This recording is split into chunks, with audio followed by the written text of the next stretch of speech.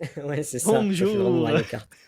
Bonjour tout le monde, Bonjour. bienvenue dans ce 8e épisode, c'est ça? Exactement, 8e huitième épisode épisode. de Déclic IT. Alors on a 3 sujets à discuter ensemble. Ensemble, toi et moi, Sébastien, évidemment, en commentaire si derrière vous voulez enrichir nos réflexions. La première, c'est Hashtag mets la concernant... cloche. Oui, voilà, bien sûr. Je sais pas si c'est... Oui, c'est possible aussi sur LinkedIn, mais c'est pas sous forme de Ouais. cloche. Enfin bon. Le premier sujet, c'est au niveau de Slack et l'injection de fonctionnalités IA. Il faudrait trouver un autre terme que IA parce que ça veut tout et rien dire à la fois, mais une fois qu'on aura expliqué, ce sera plus clair. Slack qui a été racheté par Salesforce et qui va du coup bénéficier ou qui bénéficie déjà dans certaines zones géographiques de nouvelles fonctionnalités IA. Du coup, on va tout de suite enchaîner sur ce sujet-là. Je pense qu'on va approfondir et les deux autres sujets viendront après. Et Ouais. l'idée, en fait, avec ces nouvelles fonctionnalités, c'est de permettre de résumer des fils de discussion ou des activités de canaux. Donc, clairement, c'est faire gagner du temps aux utilisateurs qui veulent pas se dérouler un ensemble de conversations avec des éléments plus ou moins importants à considérer. Donc, l'idée, ce que je disais, c'est que ça inclurait la capacité de poser des questions sur des projets ou des process en cours. Et donc voilà, on va dire qu'il y a un modèle des LLM, comme on dit, donc des modèles de langage qui sont implémentés sur Slack, directement hébergés, pardon, sur Slack, et qui va se faire via des systèmes de prompt, un peu à la manière de ChatGPT. Donc oui, ce que je lis, c'est qu'il est disponible en anglais américain et britannique. Donc pour le moment, pour les Français ou les francophones, il n'y a pas encore de dates qui ont été indiquées, mais je pense que ça ne saurait tarder. Moi, de mon côté, je suis pas un utilisateur, on va dire, confirmé de Slack. Peut-être que toi, de ton côté, Sébastien, c'est le cas, mais je sais pas ce que tu trouves à en dire. Non, alors Slack, c'est vrai que ce n'est pas très, on va dire, très utilisé encore, j'ai l'impression, chez nous en France.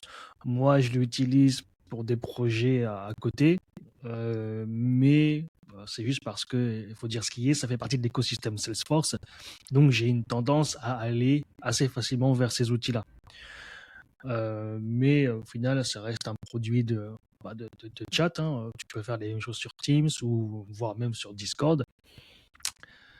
Bon, je trouve l'interface assez sympa, mais au final, il n'y a pas de game changer, hein. Il n'y a pas Ouais. de killer feature. Peut-être qu'avec ces simplifications, pourquoi pas. Bon, après, voilà, les fonctionnalités sur IA qui arrivent, c'est comme tu l'as dit, oui, il y a le résumé, il y a du résumé, mais il y a aussi apparemment de la recherche optimisée qui permettrait de fournir des réponses personnalisées par utilisateur. À comprendre qui tu es, comprendre dans quelle équipe tu es, les interactions que tu as en général. En fonction de Lorsque tes responsabilités aussi. voilà, ouais, voilà. D'accord. Donc en fait, ça pourrait, on va dire, faciliter, aller, voilà, faciliter la vie des personnes, des utilisateurs. Encore, mais l'optique c'est de gagner du temps. Et puis quand on dit résumé, c'est imaginons tu pars en vacances, on connaît tout ça, tu reviens, tu as ton Teams ou ton channel Slack qui a, avec la petite notification plus 999, tu te dis, ah, vas-y, je vais pas relire tout ça. Bon, voilà, même les mails, hein, on sait qu'on les met un peu sous le tapis des fois, Ouais. à vous. Euh, donc en fait, bah, tu reviens de vacances et voilà, tu appuies sur un bouton et tu as les 1000 plus notifications qui sont résumées dans un petit paragraphe ou alors sous format de bullet point et pour avoir vraiment le cœur de l'info, qu'est-ce qui s'est passé, quelles sont les informations importantes. Donc ça peut être sympa. À mon sens, bon, ces fonctions-là sont pas révolutionnaires, hein, bien sûr. Maintenant, il y a beaucoup de logiciels qui commencent à faire ça. Même des applications de messagerie pour particuliers, ça commence à faire. Là, je me dis, où est WhatsApp, d'accord, d'ailleurs, parce que WhatsApp, ça C'est pourrait être vrai, utile. oui. Ouais, Ça peut... clairement. Ouais. Entre les groupes de discussion qui pullulent et des conversations qui durent depuis des années, concrètement, à part l'archivage, et encore, c'est pas non plus révolutionnaire comme fonctionnalité, Ah non. on gagnerait beaucoup à avoir des fonctionnalités de cet ordre-là également sur WhatsApp. Ouais. Oui, clairement. Bon, ça va arriver, mais bon, parce que ça arrive déjà dans d'autres types d'applications Mm. que j'utilise. Bon, en plus, Meta, normalement, ça là, ils sont chauds Oui, normalement. mais non, justement, Meta, qu'est-ce qu'ils ont, à part l'IAMA, il me semble, qui, Ouais, c'est vrai. qu'ils ont développé, on va dire, dans l'IA, mais ils l'ont pas, j'ai pas l'impression qu'ils ont injecté dans leurs applications comme Insta, Facebook, Utilise des trucs WhatsApp. en interne. Maintenant, en fait, toutes les grosses Oui. boîtes utilisent de l'IA en interne pour s'aider, pour développer des nouvelles features. Bon. Après, bon, bah, si on en revient à Slack, bon, on sait pas trop au final. Voilà, gros utilisateurs déjà de base de Slack pour y trouver un intérêt. Je pense que ceux qui utilisent Ouais. Slack régulièrement seraient pas mal emballés par ça, par cette information-là. Moi, de mon côté, voilà, on s'est dit de toute façon qu'on en parlerait parce que c'est lié aussi à Salesforce d'une certaine manière. Il y a aussi beaucoup de professionnels qui travaillent sur Slack. Nécessairement, ça aura une importance par la suite et on aura des témoignages concrets dans le futur, je pense. Ouais, on sait pas trop pourquoi c'est lié à Salesforce d'ailleurs. En fait, la relation Slack-Salesforce, si on va là-dedans, c'est vrai que pour ceux qui sont dans l'écosystème, c'est un peu, vas-y, bah, pourquoi faire déjà? Oui, c'est vrai. Le fait qu'ils sont voisins peut-être, parce que quand j'avais été à Dreamforce, en fait, je me balade à côté de la Salesforce Tower, et tout d'un coup, je tombe sur les bureaux de Slack, mais qui est vraiment à 10-15 minutes en fait à pied D'accord. du home office, donc du office. Donc je me dis, Benioff, il s'est baladé un jour, il a trouvé les locaux sympas, il a pris. Je Je sais prends. pas. il a fait le Comme au Monopoly. Monopoly. Voilà, Voilà, c'est il ça. s'est arrêté devant. Allez, j'achète. Allez, c'est cool. Mais pourquoi faire? Parce que surtout, voilà, il n'y a pas forcément beaucoup d'intégration encore. Slack, Salesforce, il y en a, mais c'est pas, voilà, c'est pas révolutionnaire. Et de plus que, bah moi, en fait, je tombe sur des articles plutôt d'analyse sur l'offre. On pouvait regarder, hein, je tombe sur, par exemple, dans un flou tarifaire, Slack AI fait ses premiers pas. Donc, un flou tarifaire, donc c'est peut-être, voilà, putaclic. Mais c'est vrai qu'apparemment, ça serait dispo que pour les offres Enterprise. Donc Oui. là, c'est pour les gros clients déjà. Et surtout que ce serait un module complémentaire. Donc en plus, il faudrait payer pour avoir ce fameux récap de discussion. Bon, est-ce que c'est intéressant? Et apparemment, enfin, moi, j'ai pas trouvé l'information sur le prix déjà. Donc, Ouais. est-ce que ça serait C'est la vraiment... surprise du chef, hein. ouais, C'est après la signature. c'est à la Salesforce, un peu les tarifs, ils sont certes affichés sur le site, mais tu payes jamais ça. Ouais. Donc, bon. Ça, c'est encore un autre sujet. On pourrait faire un débat d'un quart d'heure juste là-dessus. La tarification. Mais sinon, on la aime bien petite- Salesforce, hein. Allez. Bon, bah écoute, je sais pas si on peut trouver une transition avec notre prochain sujet. Enfin, non, Toujours vas-y, non. Bah si. Faudrait qu'on se fasse un jingle à chaque fois parce que tu sais, la semaine dernière, on a dit encore cette société dont on parle tout le temps. Oui. Je te laisse dire le nom parce que j'en ai marre. OpenAI. Non, mais bah, c'est vrai qu'on en parle souvent, mais en même temps, c'est eux qui font l'actu et c'est la locomotive hein, de ces sujets tendance clairement, que ce soit l'IA générative, quand on parle de prompt, etc., c'est associé à OpenAI, c'est arrivé avec GPT. Et là, OpenAI a sorti une fonctionnalité qui était déjà présente par le passé, donc le text to vidéo. Ouais, elle n'est pas Donc, encore sortie. mais en place Ils l'ont créé. oui, sorti. En tout cas, ils l'ont mis. En tout cas, ils ont fait des présentations, ils ont fait des démonstrations là-dessus. Ouais. Des prompts qui généraient des vidéos de maximum 60 secondes, si je dis pas de bêtises. Sauf que même si cette fonctionnalité existait déjà via d'autres sociétés, on va dire un peu plus exclusives, focus sur ce type de contenu vidéo, vraiment là, OpenAI a mis un coup de pied dans la fourmilière.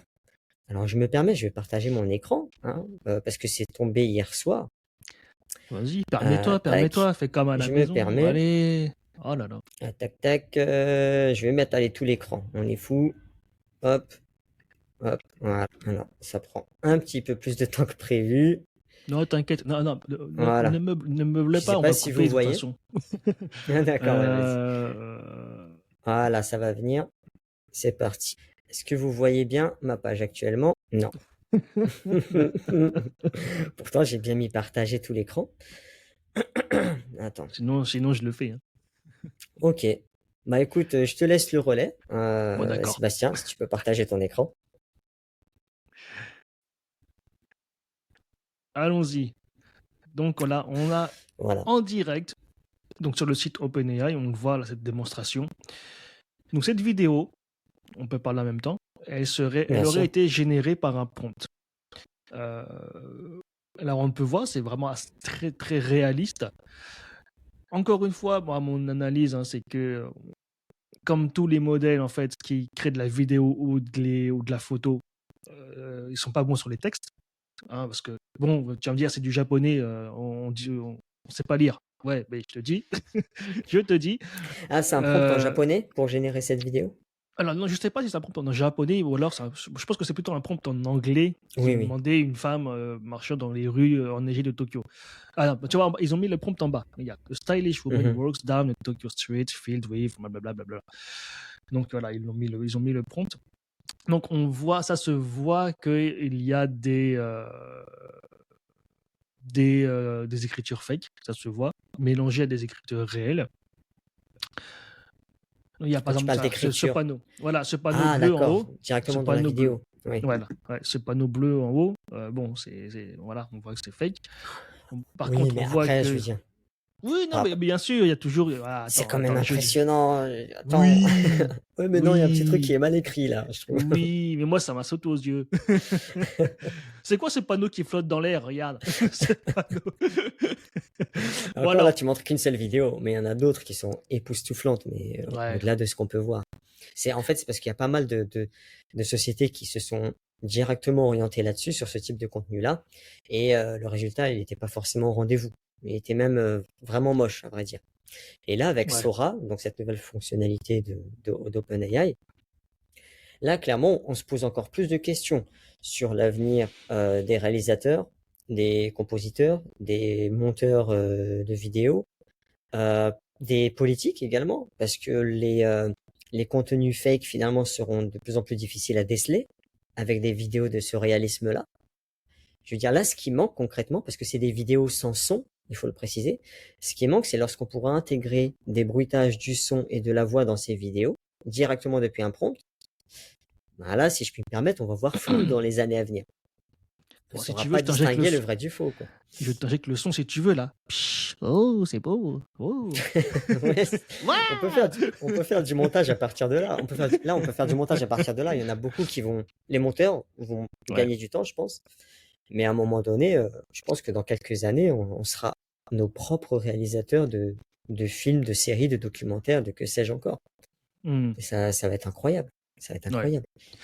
Alors, pour l'instant, le statut de ce projet, donc, c'est en test. Ils ont mis ça entre les mains, justement, de